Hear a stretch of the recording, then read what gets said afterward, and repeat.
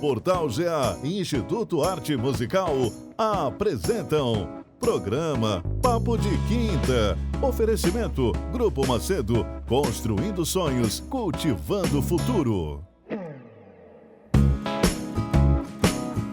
Olá pessoal, bem-vindos ao Papo de Quinta. E o Papo de Quinta de hoje vai falar sobre acessibilidade na comunicação. E nós estamos recebendo o Lucas Cherion. O Lucas, ele é tradutor, intérprete e instrutor de Libras e vai nos explicar tudo e um pouco mais a respeito da língua brasileira de sinais. Seja bem-vindo, Lucas. Muito obrigado pelo privilégio, a oportunidade de estar aqui conversando e batendo esse papo, né? O Portal GA quem agradece, todo o nosso público, pois é um assunto de extrema relevância e nós gostaríamos de saber como que começou a sua história com esse universo das Libras que hoje você domina tão bem. Eu já tenho uma experiência aí de mais de 20 anos com língua de sinais. No começo, na verdade, eu sou filho daqui de Guariba, né? Hoje eu moro em Ribeirão, mas nasci em Guariba. E pelo movimento religioso, eu tive a oportunidade de conhecer. Fui por curiosidade, né? Naquela época eu tinha 20 anos de idade, fui por curiosidade. Eu falei, não tem nada para fazer, vamos lá aprender. Fui na cidade de Matão, 2 finais de semana, fazer esse curso e de repente aquilo me tocou o coração. Voltei para Guariba, conversei com meus pais, né? E aí dei iniciativa a esse trabalho. Fiz um censo na cidade de Guariba e me surpreendi com esse censo, porque eu não imaginava quantos surdos existem na cidade de Guariba. Naquela época e até hoje, pelo tamanho da população, existem mais ou menos cerca de 30 a 40 surdos na cidade de Guariba. Então eu fiquei admirado com isso, né? E aí eu fui encontrando pessoas surdas, crianças, adolescentes, pessoas de idade, pessoas idosas, e dei continuidade, né? E aí fui estudando, na verdade fui estudando sozinho. Depois que eu fui procurar alguma formação, aí encontrei algumas formações, alguns curso superior, e até hoje estou nessa caminhada. E não para de aprender, né? Um idioma, uma língua, você nunca para de aprender, sempre está aprendendo, atualizando conhecimento. Lucas, e naquela época, há 20 anos atrás, quando você fez essa pesquisa, e realmente é um número surpreendente, como você disse, para o tamanho da nossa cidade, essas pessoas, elas conheciam a linguagem brasileira de sinais ou elas se comunicavam daquela forma, digamos que improvisada, amadora, que a gente acaba fazendo quando a gente desconhece a Libras, que é fazer gestos mais parecidos com mímicas, que não é nada oficial. Naquele tempo, encontrei vários tipos, várias faixas etárias, como eu disse, crianças, adolescentes, pessoas idosas, adultos. Alguns já tinham conhecimento do idioma, porque a maioria naquela época tinha um ônibus, hoje não tem mais, porque foi mudada a lei, né? Tem a lei da inclusão, que hoje o surdo ele precisa estar numa escola regular, junto com os alunos ouvintes. Mas antes, quando não existia essa lei, os alunos, os surdos, iam para Jaboticabal, numa escola chamada Escola Especiais, né? Não sei se você se recorda disso. Sim, claro. Então lá tinha uma escolinha chamada Estrelinha Azul. Então era uma escola só para surdos. Então, no período de contraturno, o aluno ia para Jaboticabal para estudar. E lá a maioria deles aprendiam a língua de sinais, era ensinado todas as disciplinas no próprio idioma dele. Aí depois veio a lei e acabou anulando todas essas escolas, né, por causa da lei da inclusão. Mas alguns ainda não sabiam. E aí que a gente encontrava uma barreira, né? Você chegava numa pessoa surda, esperando que ela sabia o próprio idioma dela, que a gente chama de L1, que é a língua materna da pessoa, e aí não sabia esse idioma. E aí como que a gente se virava? A gente tinha que fazer o chamado, se vira nos 30, né? Fazer mímica, gestos. E também tem um método bem antigo que é chamado de comunicação total. O que era comunicação total? Eram alguns métodos que eram usados para ensinar o surdo. Não usava a língua de sinais, porque era proibida a língua de sinais, há um tempo atrás. Mas o que era usado? Essa comunicação total. Você podia usar desenho, podia usar gestos, mímica, podia usar escrita, então você poderia usar qualquer artifício para ensinar o surdo, menos a língua de sinais. Foi uma lei que teve um método de ensino no passado. Então a gente começou a usar, ou aliás, eu comecei a usar esse método, porque o surdo não sabia o idioma dele, né?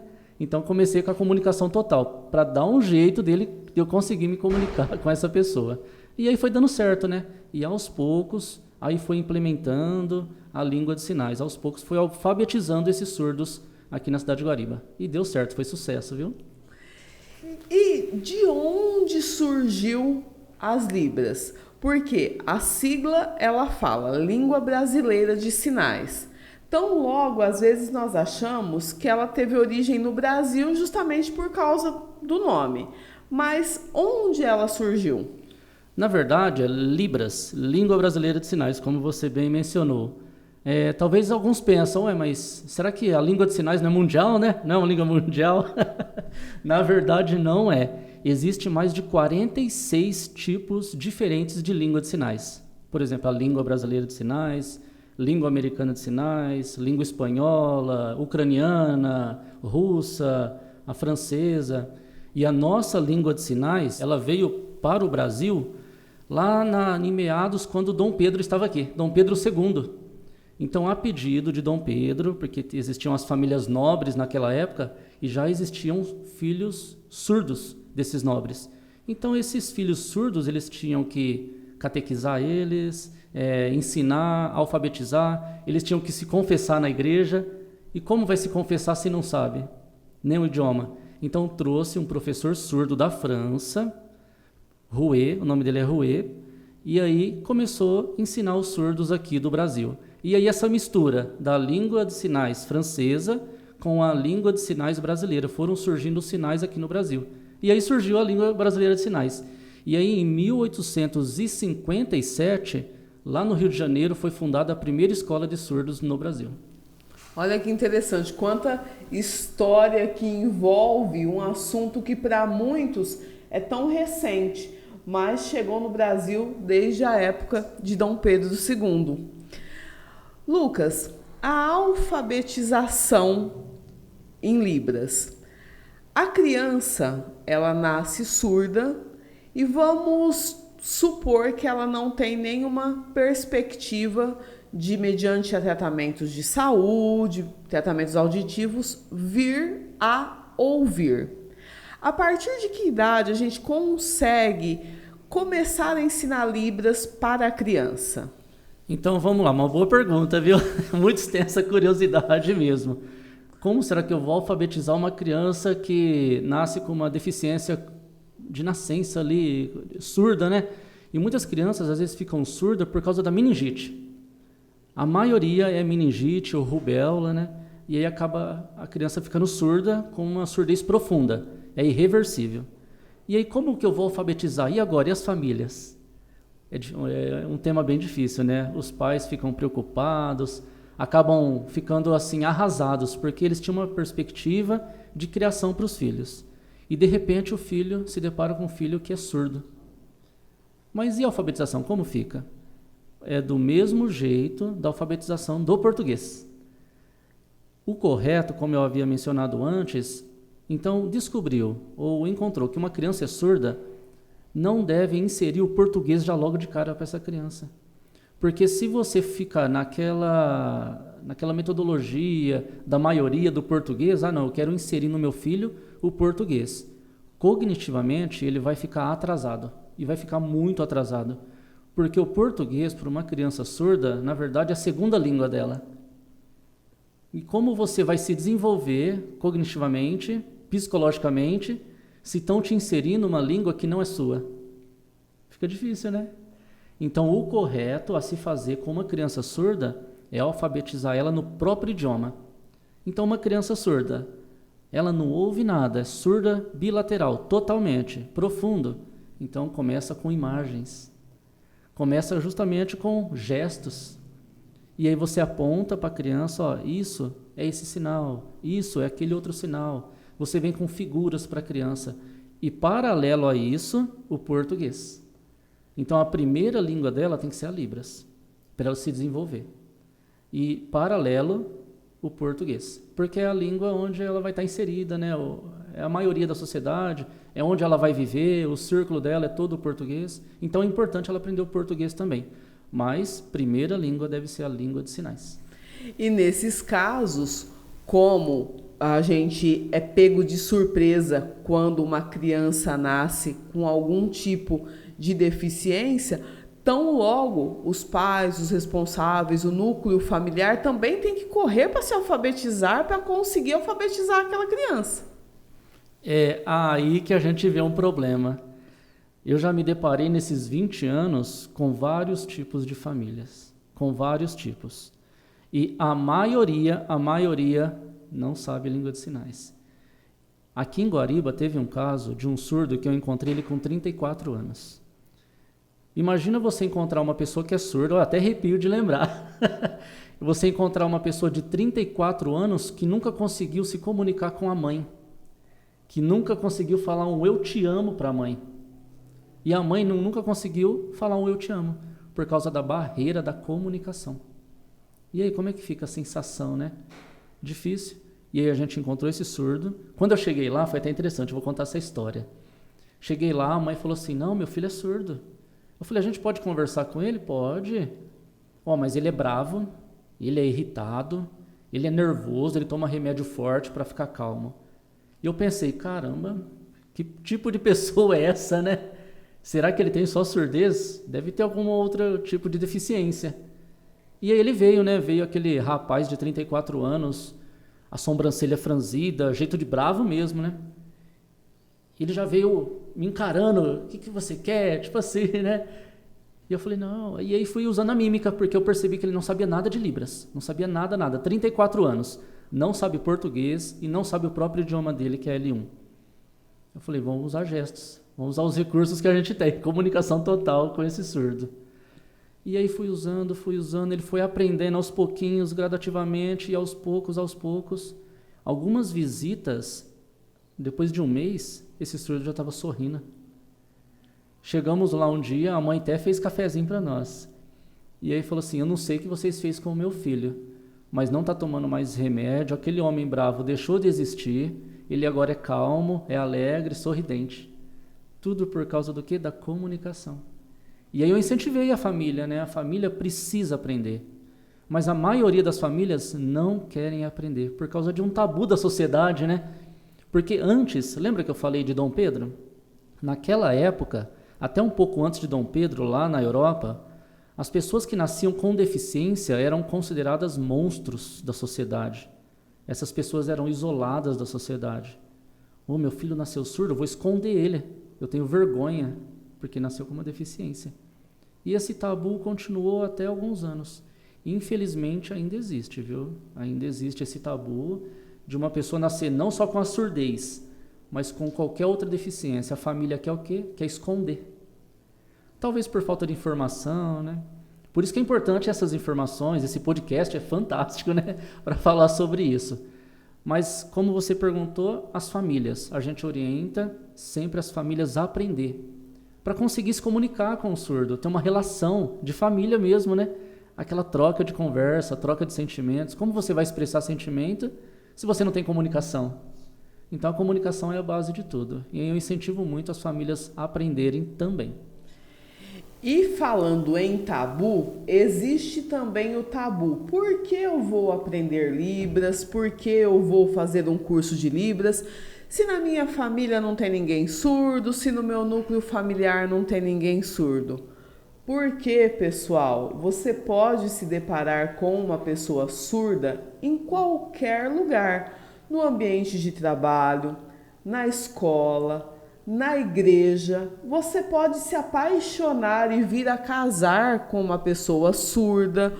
Ou seja, como o Lucas bem colocou, a comunicação é a base da vida em sociedade. Olha como esse rapaz que você deu o exemplo, ele tinha dentro dele uma revolta tão grande, porque ele vivia num mundo ali onde ele não conseguia se comunicar. É solitário, né? Era um ser humano solitário. E você vê, a barreira da comunicação ela é simples, porque é só isso que diferencia eu do outro, né? É só isso. porque somos seres humanos, comemos as mesmas coisas, frequentamos os mesmos lugares, temos os mesmos pensamentos, né? Assistimos as mesmas coisas. Quando morremos, vamos para os mesmos lugares. Então, a única barreira é a comunicação, é algo simples. Então, a gente não pode deixar isso de lado, né? E hoje em dia tem tantas oportunidades, daqui a pouquinho a gente vai falar sobre a oportunidade, inclusive, de você ser alfabetizado pela língua brasileira de sinais com o Lucas. Mas antes disso, nós vamos falar também da aplicabilidade de Libras no material audiovisual, nos programas de TV, programas de internet, nas transmissões ao vivo que são feitas do Poder Executivo, do Poder Legislativo, dos municípios. Como que isso faz bem e inclui, né? Porque só fazendo uma observação, mais uma vez a gente fala de tabu. Por incrível que pareça, ainda tem gente que critica e fala, para que Libras? Não tem ninguém surdo assistindo? Você sabe se não tem? Se tem, a pessoa tem o direito àquela informação. Justamente, né? Não é porque não vai ter ninguém assistindo que aquele canal, aquele programa, aquele vídeo não precisa ser acessível. Na verdade, tudo precisa ser acessível.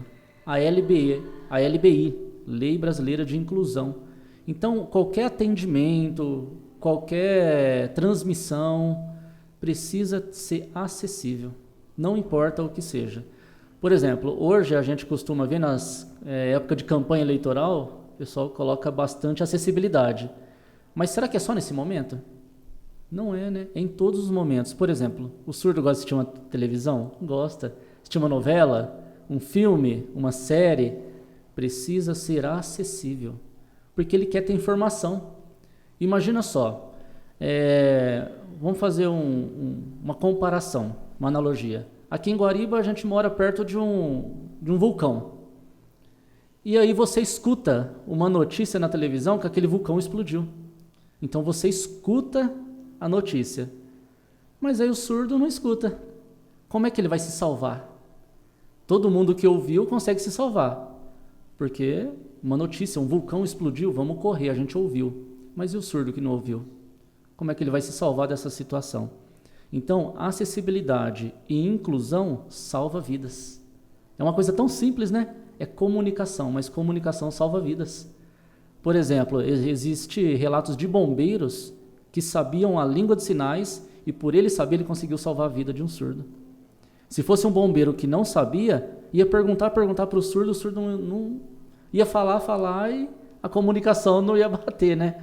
Não ia conseguir salvar, ia perder uma vida. Mas os bombeiros conseguem salvar vidas porque alguns deles têm treinamento de Libras. Então é importante, Libras salva vidas, viu? Em relação à inclusão nas escolas, como você deu o exemplo, e eu lembro também, né, da época das escolas especiais, ou então determinadas escolas tinham as classes especiais. Hoje há essa inclusão, os surdos estudam junto com as pessoas que ouvem. Você, como profissional, acha que essa inclusão ela é eficaz? O surdo, ele não se sente prejudicado? Ou seja, existem profissionais nas salas de aula que dão conta do recado para a demanda? Eu já trabalhei muito em escola, trabalho até hoje, né, como intérprete de Libras. E pela experiência,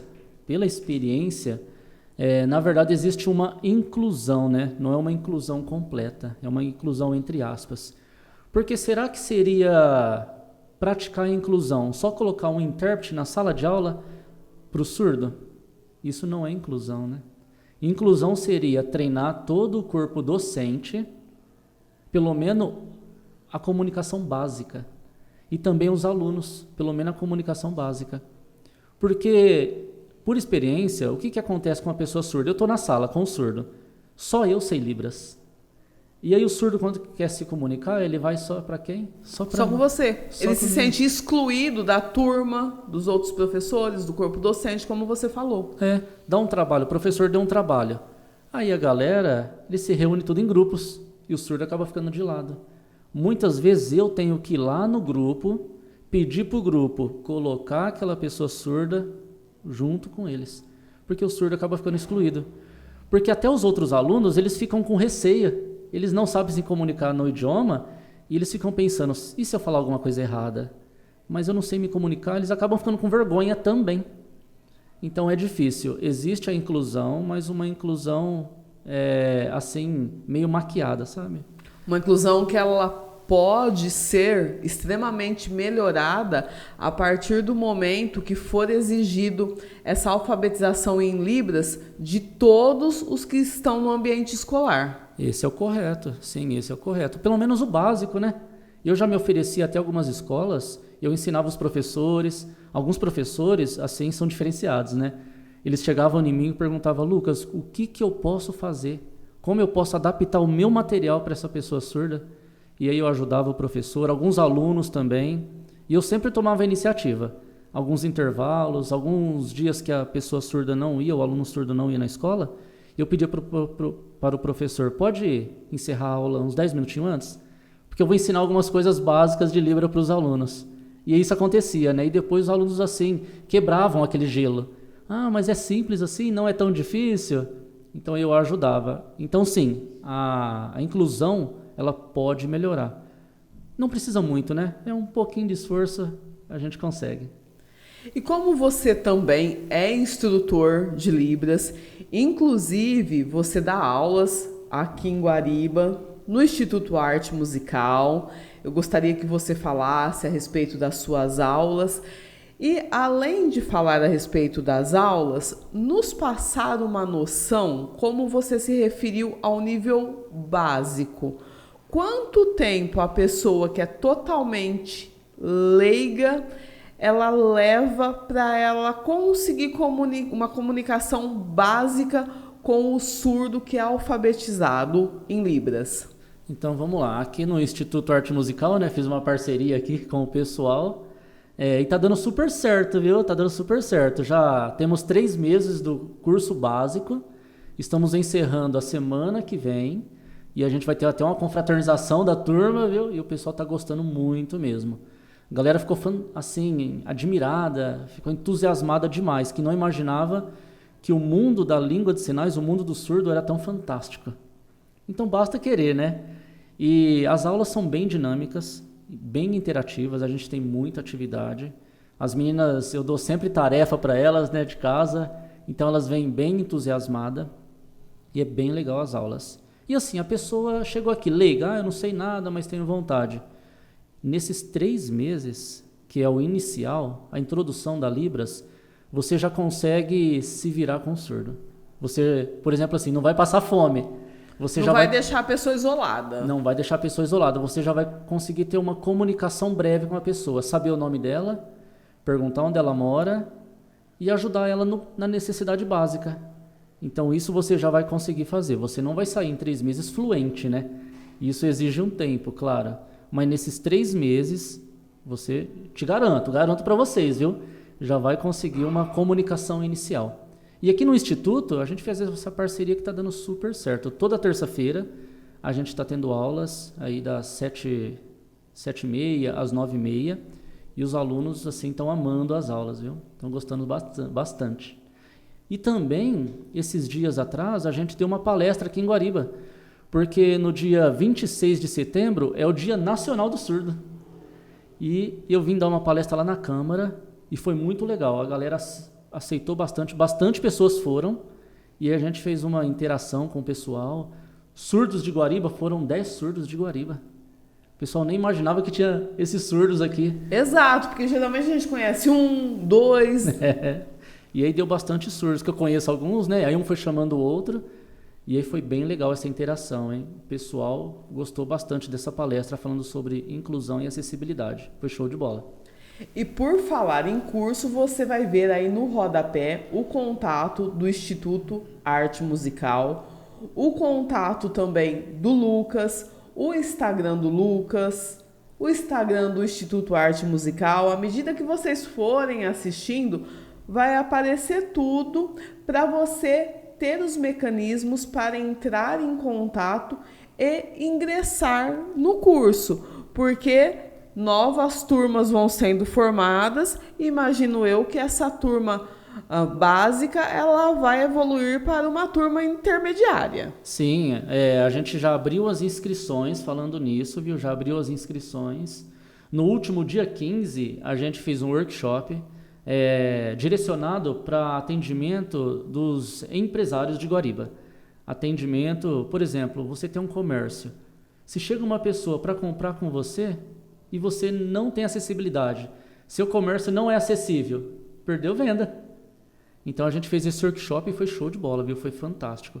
E até hoje, esse curso, que nem eu falei, salva vidas. Você aprender uma nova comunicação vai salvar vidas. Acabou o curso Básico 1. Em janeiro, a gente já vai começar uma nova turma do Básico 1. As inscrições estão abertas, tá? Entre em contato comigo no Instituto do Arte Musical. E também, o que acabou o primeiro módulo, já vão começar o segundo módulo. Já estão partindo aí para a área da fluência. Então, convido todos a participarem. Claro, participem, deem início, porque se a gente não começar, não evolui nunca. E eu gostaria aqui de chamar a atenção para os comerciantes, porque como bem o Lucas falou de acessibilidade, nós estamos falando de acessibilidade na comunicação, só que o comércio em geral tem que prestar muita atenção em acessibilidade em todos os aspectos. Nós recebemos uma convidada, Lucas, há alguns meses, que ela relatou o desejo de adentrar o estabelecimento comercial, mas como ela é cadeirante, ela não conseguiu. Tiveram que pegar a mercadoria, levar para ela lá no carro. Então, são detalhes que nós até chegamos a pensar que deveria se tornar uma lei municipal, essa obrigatoriedade de acessibilidade no comércio. Porque se a pessoa ela possui alguma necessidade especial, ela não tem o direito de se comunicar dentro do estabelecimento, ela não tem o direito sequer de adentrar, de se locomover lá dentro, de ver o que vende, de escolher o produto que ela quer comprar. É direito, né, da pessoa, é igual a todas as outras pessoas. Agora eu chego num estabelecimento e aquele estabelecimento não tem acessibilidade nenhuma, nem para um cadeirante, uma pessoa cega e nem para um surdo, que são coisas simples de fazer, de realizar, né? A pessoa perdeu venda. Aquele estabelecimento, ele perdeu credibilidade. Então, se vocês que são comerciantes, querem ter uma credibilidade, querem andar de acordo com a lei, a LBI, Lei Brasileira de Inclusão, essa lei é uma lei federal e ela diz que qualquer estabelecimento, não importa qual, tem que ter acessibilidade. Então, é importante isso, né? E além dela perder venda, tem aquela coisa, né? Não perde a venda só para a pessoa. Os familiares não vão querer ir naquele local. Justamente. Porque é aquilo, nós defendemos os nossos. Sim. Se não serve para os meus, não serve para mim também. É bem isso. Não é isso que acontece? Justamente. Então esse alerta é muito importante. Inclusive, mais uma vez, curso de Libras aqui no Instituto Arte Musical. Você empresário, você comerciante de Guariba, entre em contato, faz uma parceria aqui com o Instituto, com o Lucas, traga os seus colaboradores para fazerem o curso, porque eu tenho certeza que fará uma diferença enorme. Sim, sim. E olha só que interessante. O surdo, ele é capaz. Será que no seu empreendimento você teria coragem de colocar uma pessoa surda para trabalhar? Pensa só. Existem alguns estabelecimentos que têm muitas pessoas surdas. Eu tenho uma parceria direto com a empresa Santa Helena. Conhece a Santa Helena de Sim. Ribeirão? Paçoquita? Então eu presto serviço direto para eles. E lá na empresa existem mais ou menos 10 pessoas que são surdas. Colaboradores surdos. Na Nestlé Purina, que é a Nestlé que faz fabricação de rações para pets, existem mais ou menos 40 pessoas surdas. Então, o surdo é capaz? Sim. Talvez o surdo ele vai desenvolver os trabalhos melhor do que uma pessoa que é ouvinte, considerada normal. Porque a pessoa tem mais força de vontade, quer mostrar trabalho, né? E é uma pessoa inteligente, é uma pessoa capaz igual qualquer outra pessoa. É como você falou, é um detalhe, é um ser humano normal que precisa trabalhar, precisa sobreviver, comer, pagar as suas contas e tem o direito a trabalhar. Sim, sim. Igual todo mundo, né? É um cidadão. É um cidadão igual É um cidadão. todo mundo. Lucas, eu gostaria que você deixasse, por gentileza, as suas considerações finais sobre esse tema que é tão vasto e tão importante. O que você diria para eles, tanto na linguagem verbal quanto em Libras? Olha, se colocou em maus bocados aqui, hein? Falar nos 2 idiomas ao mesmo tempo. E é interessante, só mais um detalhinho. As terminologias, quando a gente for se referir a uma pessoa, a gente não pode falar surdo-mudo, tá? Isso é um termo pejorativo, porque a pessoa é surda, ela não é muda. Ela só não fala porque não desenvolveu as cordas vocais por falta da audição. Mas ela solta som. Importante, aí, ó, papo de quinta, como eu falo para vocês, também é cultura. Por isso que nós sempre fazemos questão de trazermos profissionais de alto padrão aqui para nos ensinar, porque nós também aprendemos diariamente durante as nossas gravações. Isso mesmo. E olha, a frase que eu deixo, hein? Olha só. Você vai terminar o programa hoje, eu só vou depois dar um tchau pro pessoal. Então, é importante vocês aprenderem língua de sinais. Por quê? Isso é inclusão, é acessibilidade. Língua de sinais salva vidas. Você quer ser uma pessoa acessível? Quer ser uma pessoa inclusiva? Então venha aprender língua de sinais aqui no Instituto Arte Musical. Aguardo por vocês, viu? Eu termino o programa sempre com uma frase, que é: você merece ser feliz. Faz essa frase para mim. Portal GA e Instituto Arte Musical apresentam programa Papo de Quinta. Oferecimento Grupo Macedo, construindo sonhos, cultivando o futuro.